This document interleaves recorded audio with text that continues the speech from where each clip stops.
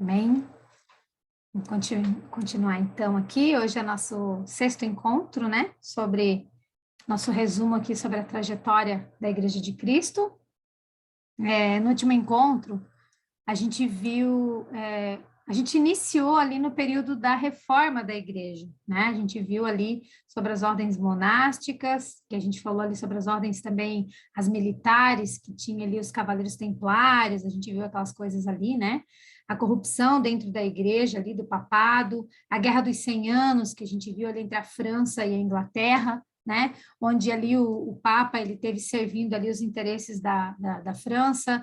Então, foi nessa época ali também que a Joana d'Arc lutou, a gente viu isso também.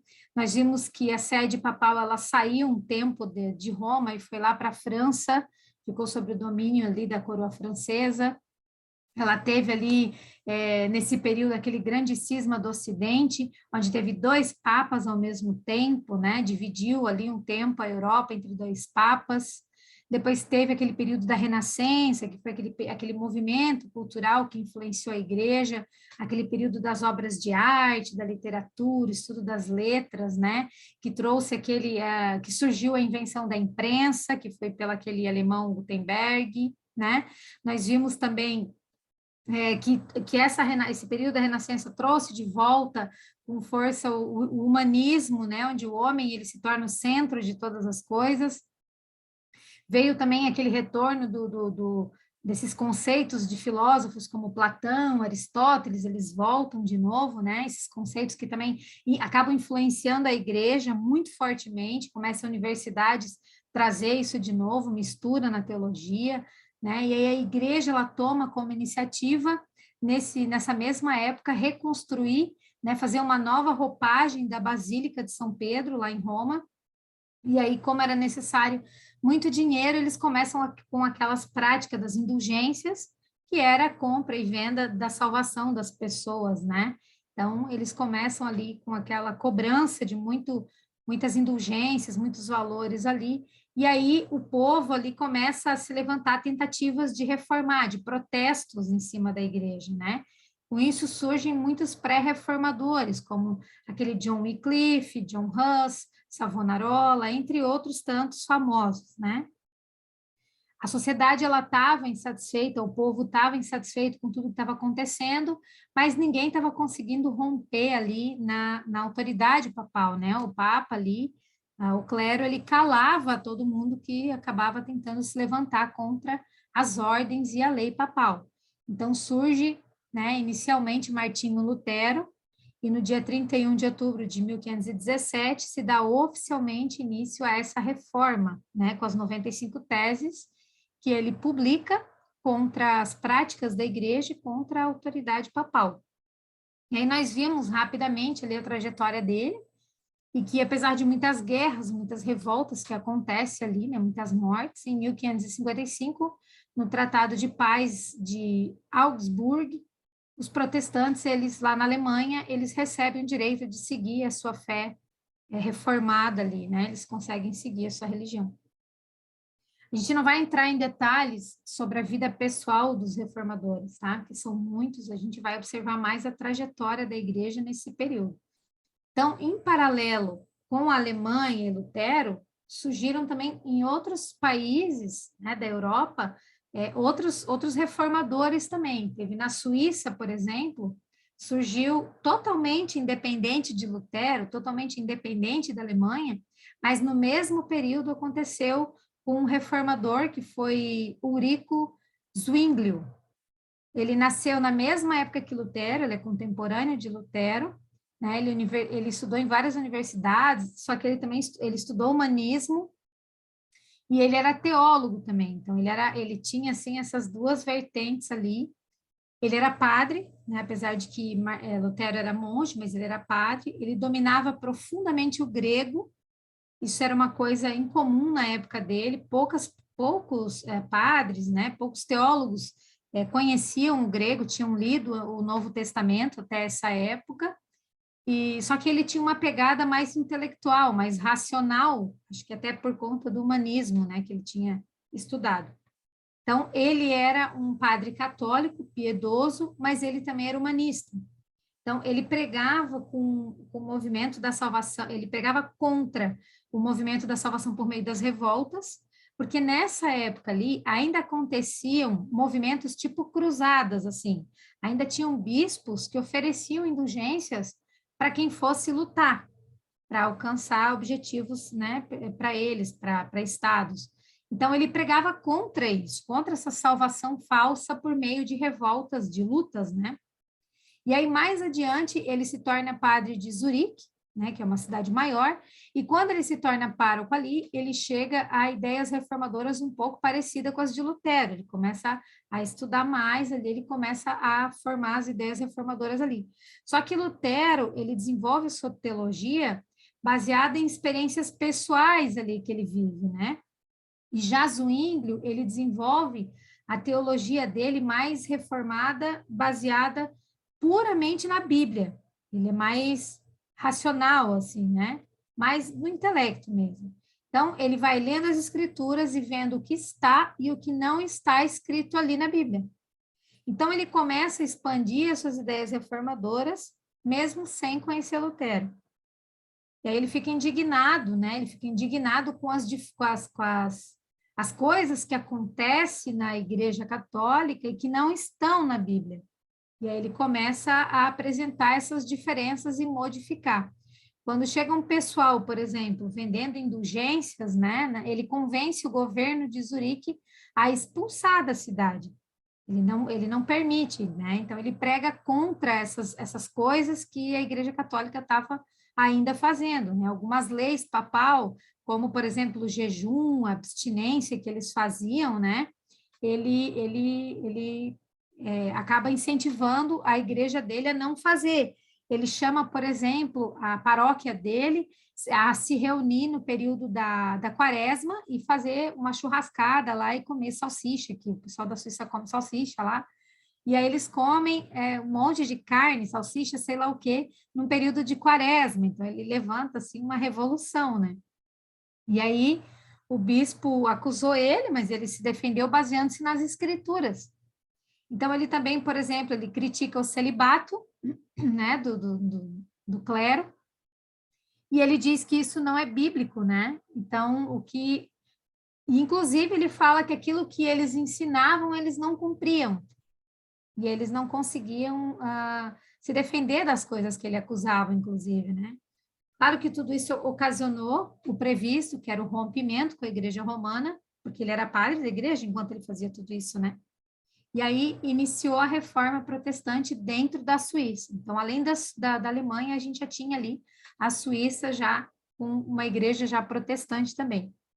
E aí começa toda a mudança na igreja. A partir daí, Zwinglio, ele busca uma restauração da fé, de práticas bíblicas, e nisso ele diferia um pouco de Lutero também, porque Lutero lutava contra o que contradizia a Bíblia, né? Práticas que iam contra as escrituras. Mas Zwinglio não, Zwinglio ele sustentava que tudo que não fosse encontrado explicitamente nas escrituras devia ser rechaçado, porque se não está na Bíblia, não está na Bíblia. Se está na Bíblia, ok. Se não está, então não está e pronto. Então, ele era bem 880, né? E com isso, ele tirou, por exemplo, os instrumentos, né, órgãos das igrejas, ele tirou, porque não estava na Bíblia. Qualquer tipo de imagem, de desenho, ele tirou tudo fora.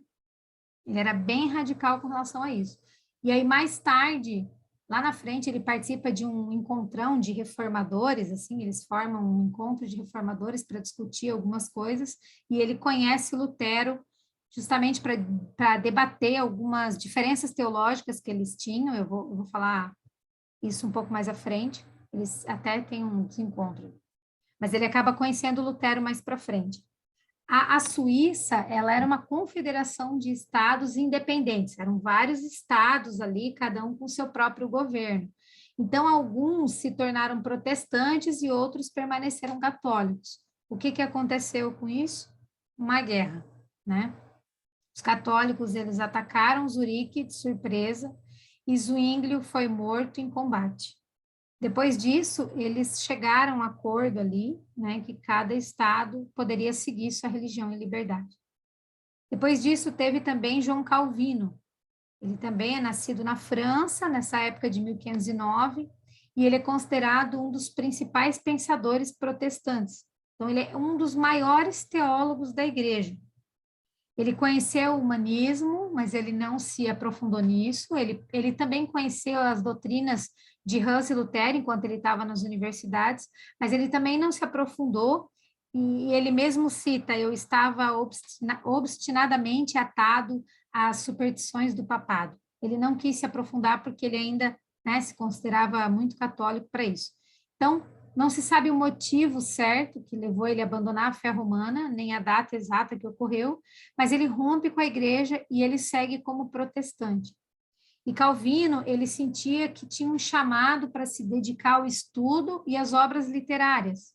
Então, ele sentia o seu chamado para escrever e para ensinar.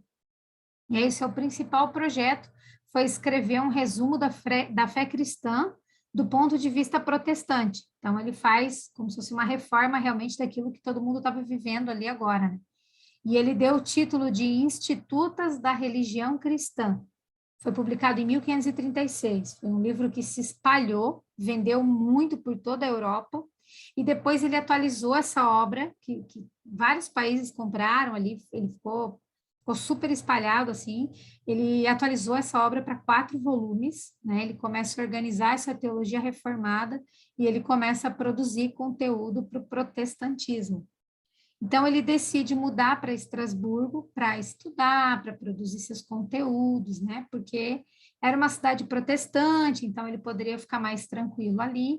E na viagem ele teve que passar por Genebra. E aí, em Genebra, ele tinha... essa cidade ela já tinha recebido a reforma, né? Então, eles aboliram a missa dessa cidade e eles optaram pelo protestantismo na cidade. Só que a cidade ela estava carente de missionários protestantes, né? Então, tinha um líder missionário lá que estava liderando a cidade ali, e ele soube que o autor das institutas daquele livro que eles conheciam estava ali em Genebra e foi procurar Calvino e para convidar ele a ficar na cidade, para ajudar ele nessa obra de evangelização, né, para a expansão da reforma na cidade. Mas João Calvino falou para ele que não queria ficar ali, que ele ia ficar só um dia, que ele estava de passagem, porque ele tinha outras coisas para fazer, né? E esse missionário fez 1000 propostas para ele. Não, fica, porque nós, veja bem, a obra do Senhor, nós precisamos, tarará. Mas Calvino disse que não, ele disse qual era a intenção dele, que era ir para Estrasburgo, ficar mais reservado, ficar descansado, estudando, escrevendo. E aí o líder missionário, o nome dele é Farel, ele disse para ele assim: Deus amaldiçoe o teu descanso. Deus amaldiçoe a tranquilidade que tu busca para estudar. Se diante de uma necessidade tão grande, tu te retiras e te negas a prestar socorro e ajuda. Diante dessas palavras, Calvino relata, na sequência ele fala assim: essas palavras me espantaram e me quebrantaram, e eu desisti da viagem que eu empreendi. Então, ele permanece ali em Genebra, ele se torna um grande líder ali, ele cumpre essa missão ali. Depois ele vai para Estrasburgo, depois ele volta para Genebra e ele continua ali. Então, através de João Calvino, nasce o que eles chamam de visão teológica calvinista, ou calvinismo, né? Até esse momento, as diferenças teológicas entre Calvino e Lutero, elas estavam praticamente na ceia. Na verdade, desde Zwinglio, quando eles foram lá naquela reunião lá, naquele encontrão lá de reformadores, né? Porque todos eles acreditavam ali na predestinação, né? Mas um dos temas-chave ali durante os primeiros anos da Reforma Protestante foi a ceia do Senhor. Então, aquele encontro dos reformadores foi para debater alguns assuntos, ali, algumas diferenças. Ok, eles se acertaram nas coisas, né? Mas sobre a ceia, Lutero e Zwinglio já haviam se dividido sobre isso, desde aquela época, né? Porque para Lutero, as palavras sobre a ceia, elas deveriam ser aceitas literalmente, sobre o corpo e o sangue de Jesus ser realmente presente na ceia. E Zwinglio, ele disse que a ceia do Senhor era um símbolo para edificar os santos. Ele disse que Jesus não estaria fisicamente presente, seria um memorial. Então, por causa dessa diferença tão forte entre os dois na ceia do Senhor, Lutero rompe com Zwingli, na época já. Ele disse, não somos do mesmo espírito. Já Calvino, ele fica no meio dos dois ali, na decisão sobre a ceia, porque ele defende a presença de Cristo na ceia real, porém espiritual, né? Isso quer dizer que não se trata de um mero símbolo, mas que na comunhão há uma verdadeira ação por parte de Deus, em benefício da igreja que participa dela, né? Porém, não quer dizer que o corpo de Cristo desça do céu, nem que está presente em vários altares ao mesmo tempo. O que acontece é que no ato da comunhão, pelo poder do Espírito Santo, os crentes são levados ao céu e participam com Cristo de uma antecipação do banquete celestial. Essa é a posição calvinista, né? Os seguidores de Lutero, eles continuaram sendo conhecidos como luteranos, e os seguidores de Calvino continuaram sendo conhecidos como calvinistas ou reformados. Também nessa época, surgiu um grupo que achava que essas teologias ainda eram muito leves, muito mornas, muito envolvidas com o mundo. E começaram a dizer que a fé, ela deve ser uma decisão pessoal. E começaram a rejeitar o batismo de crianças, que até então, todos eles, né, luteranos, calvinistas, eles batizavam crianças. E eles começaram a dizer que a igreja ela deveria sim continuar sendo perseguida e não amistosa com todo mundo. Esses eram os anabatistas. Na verdade, é um grupo que sai de Zwinglio, né? Que ainda é mais radical, mais conservador ainda. Eles eram pacifistas, eles não pegavam em armas, nem por defesa pessoal e nem pela nação. Eles eram pessoas que viviam um cristianismo bem radical. Para eles, os protestantes, eles ainda eram muito superficial. Então, eles decidiram fundar uma comunidade, né, para eles, verdadeiros crentes, que eles chamam. E, em sinal disso, um dos fundadores, né, dos anabatistas, pediu para que um dos seus irmãos ali da comunidade batizasse ele numa fonte que tinha numa praça central lá de Zurique, e por causa disso eles começaram a ser chamados de anabatistas. Na verdade, as pessoas chamaram eles de anabatistas, né? Que significa rebatizadores. Na verdade, isso foi um termo como de deboche, né? Para eles não era um rebatismo. Para eles era como se fosse o primeiro batismo, como uma decisão própria, como seria hoje, né? Mas eles eram bastante devotos à oração, à pureza, ao serviço uns com os outros. Eles eram simples, eles eram piedosos. Os anabatistas, eles eram igualitários. Eles diziam que não deveria existir diferença entre homens e mulheres, como ainda existia muito na sociedade na época, inclusive na igreja, né? Eles não concordavam com diferença entre ricos e pobres, e eles se chamavam entre si de irmãos. Só que tanto católicos quanto protestantes começaram a ter resistência contra eles, e começaram a discordar desse rebatismo, né, que eles chamavam.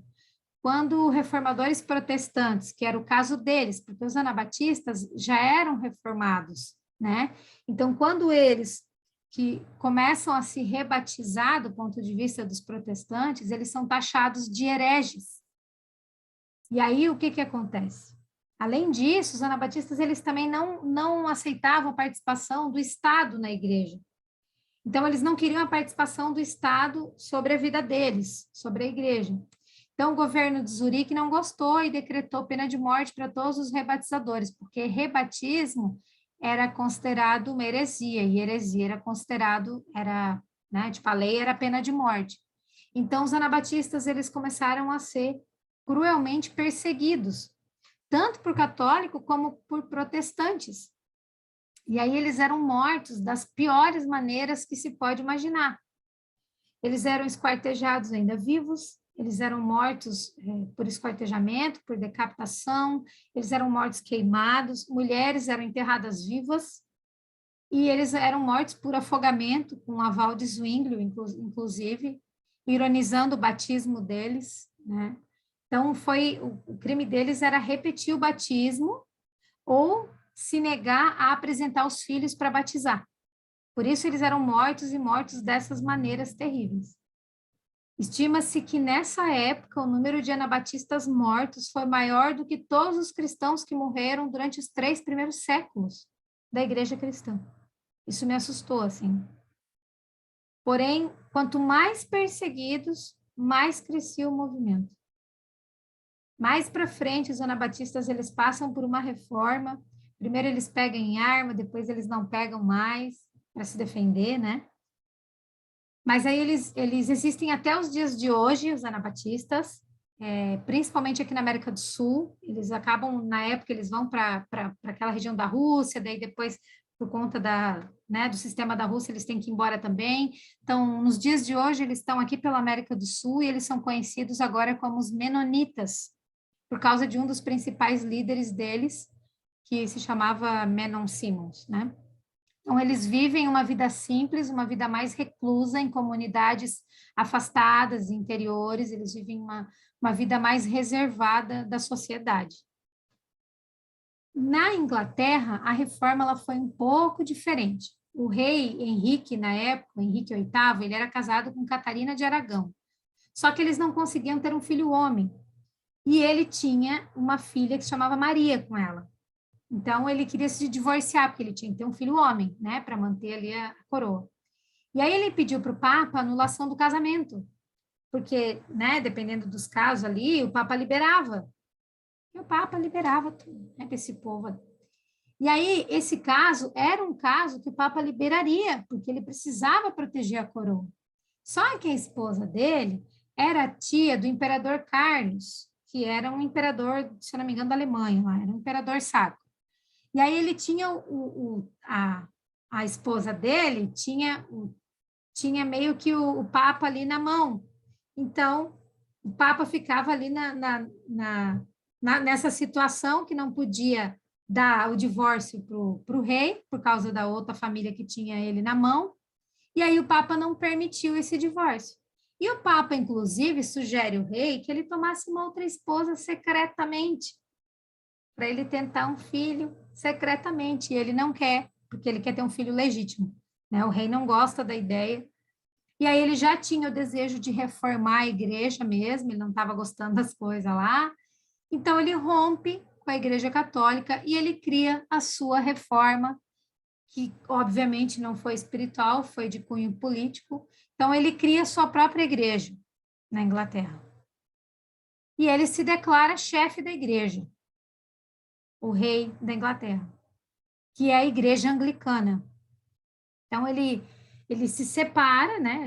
Como ele rompeu com a igreja católica, então ele se separa, ele casa de novo, e aí ele tem outra filha mulher, que é Elizabeth, ele casa com Ana Bolena, e aí, como ela teve uma mulher, ela é executada, acusada de adultério.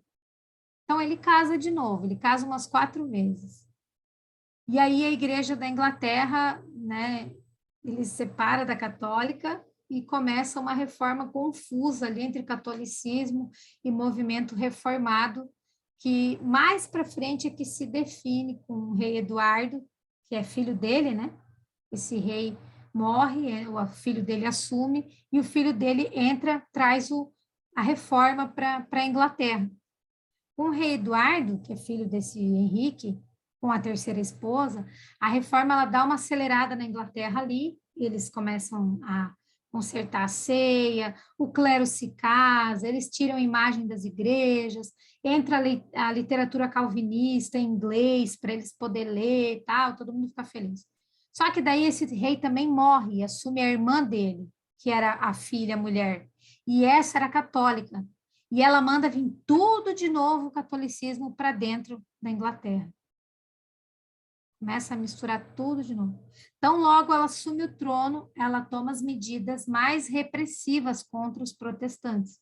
Então, ela volta a obediência ao Papa, ela obriga o clero que casou a se separar das esposas, ela obriga o povo a guardar os dias, a voltar às imagens de novo, né? Houve oposição de protestantes, e aí morre muitas pessoas ali, outros foram fogem da Inglaterra, vão lá para o litoral, né? Inclusive, o nome dela é Maria, né? E ela ficou conhecida como Blood Mary, ou Maria Sanguinária. Depois eu fiquei sabendo que tinha um drink que era com esse nome, ele é vermelho, por causa dela. Quando Maria começa a perseguir os protestantes, o que que eles fazem? Eles fogem da Inglaterra, eles vão para outros países, para outros lugares ali, como a Suíça. E aí, quando eles, né, eles voltam, muito mais protestantes quando eles voltam para a Inglaterra, porque daí eles voltam com a teologia de Calvino, né? Então, depois da morte dessa Maria, a irmã dela assume, e a irmã dela era protestante, que é a Elizabeth. E a teologia calvinista acaba sendo a base da reforma para estabelecer a igreja anglicana na Inglaterra.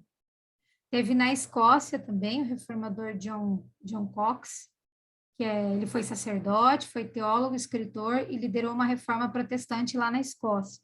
Ele foi fundador do presbiterianismo. Ele teve exilado em Genebra e conheceu Calvino, e aí ele adotou as ideias de Calvino, tanto no que se refere à doutrina como governo da igreja. E ele conseguiu que a fé e a ordem presbiteriana alcançasse toda uma importância suprema na Escócia. O Estado adotou, né, como fé principal, oficial, né? Na França, o protestantismo também iniciou um movimento antes mesmo da Alemanha, lá em 1512. Ele teve um teólogo que escreveu e pregou sobre a doutrina da justificação da fé, mas depois, muito tempo, não se falou mais. E aí, na França, a perseguição com protestantes ela acontecia conforme os interesses políticos, dependendo do governo, às vezes apoiava os protestantes, às vezes perseguia. E aí, em 1524, a perseguição com os protestantes se tornou mais intensa. Em 1572, houve o massacre de São Bartolomeu, onde milhares de huguenotes, que são calvinistas franceses, foram assassinados. Foi um ataque rápido, sem avisar. Muitos estavam em casa, assim, e aí, por parte dos católicos, apoiado pelo governo, eles entravam, eles invadiam as residências e matavam todo mundo. A perseguição continuou na França até 1598, quando o rei emitiu um edito autorizando os protestantes a liberdade religiosa e os mesmos direitos dos católicos. Então, a Igreja Católica ela também passou por uma reforma por conta de tudo que estava acontecendo, né? Ela também é conhecida como contra-reforma, no sentido de recuperar terreno perdido na Europa e na tentativa de destruir essa fé protestante. Ela cria o Concílio de Trento, que durou 18 anos.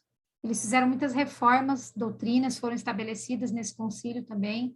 A igreja oficialmente declara os protestantes hereges, né? E os protestantes são uma doutrina que deveria ser rejeitada. Além disso, essa contra-reforma, a igreja ela cria novas ordens monásticas. Uma dessas ordens são os jesuítas, né, que foi fundada em 1534 por Inácio de Loyola. A Companhia de Jesus era uma ordem monástica caracterizada pela combinação da mais severa disciplina, intensa lealdade à igreja e à ordem, profunda devoção e esforço de arrebanhar prosélitos. Então, esse era o propósito, né? Combater os movimentos protestantes, tanto com métodos conhecidos como por formas secretas. Então, a Ordem dos Jesuítas funciona até hoje ativamente para divulgar e fortalecer a Igreja Católica Romana em todo o mundo. A Companhia de Jesus ela cumpriu grande papel na evangelização de novas raças, territórios conquistados, como foi no caso aqui do Brasil. Em 1549, Manuel da Nóbrega, que era um sacerdote jesuíta, ele veio para o Brasil com mais uma turma dessa que começaram o trabalho missionário deles, de enfiar a goela abaixo dos índios, né? E aí, em 1551, o Papa envia o primeiro bispo para o Brasil, que é o Júlio III, que se chama Bispo Dom Pero Sardinha. Só que ele chega e ele já não gosta de onde ele vai morar, então ele manda comprar uma mansão, ele vê uma mansão, assim, ele diz que ele quer aquela e ele exige que compre aquela, enfim, ele já chega tocando terror, assim. Aí depois ele começa a cobrar altos valores, ele reclama de tudo, ele faz inimizade com os colonos aqui no Brasil, e ele não gostava dos índios. Inclusive, ele escreve para Manuel da Nóbrega, ele diz assim, os índios são incapazes de compreender qualquer doutrina por sua bruteza e bestialidade. Ele proíbe os índios de entrar nas igrejas. E aí, os índios eram canibais, né? Só que aí eles fizeram amizade ali com todo mundo. Como ele não estava bem com ninguém, ele decide partir de novo para Portugal. A intenção dele, na verdade, era ir se queixar, né, com o rei, com o governo lá. Só que quando ele está indo, o navio naufragou. Só que eles não morreram no naufrágio. Eles foram resgatados pelos índios de outra tribo aqui do Brasil, que mesmo do Brasil, eles resgataram eles. Só que eles comeram toda a tripulação, porque eles eram canibais. Comeram o bispo Sardinha. Enquanto isso, na Europa, estão tentando rir que eu estou vendo, o protestantismo se expandia. Os países se organizavam com essa nova fé, né? Enquanto a católica estava mandando ver, procurando novos territórios para alcançar mais fiéis, o protestantismo estava tentando sobreviver, né? E aí aparece na Holanda, em 1603, Jacobus Arminius, ou Jacó Armínio, que é de onde vem o termo que a gente já ouviu falar, né? Que é a visão arminiana, né? Esse teólogo, ele tinha novas interpretações da Bíblia, diferentes da teologia calvinista. Enquanto o calvinista, ele acredita na predestinação, o arminiano, ele acredita no livre-arbítrio. Então, o arminiano, ele acredita no livre-arbítrio, ele acha que todos, embora sejam pecadores, são livres para aceitar ou recusar a salvação de Deus. Ele acredita na eleição condicional, ou seja, a eleição divina acontece mediante a fé em Cristo. Na expiação ilimitada, ele acha que Cristo morreu por todos, sem distinção, não somente pelos eleitos. Na graça irresistível, as pessoas podem resistir à graça de Deus e não serem salvos. E ele acredita que a pessoa pode cair da graça, ou seja, os salvos podem perder a salvação, caso não persevere.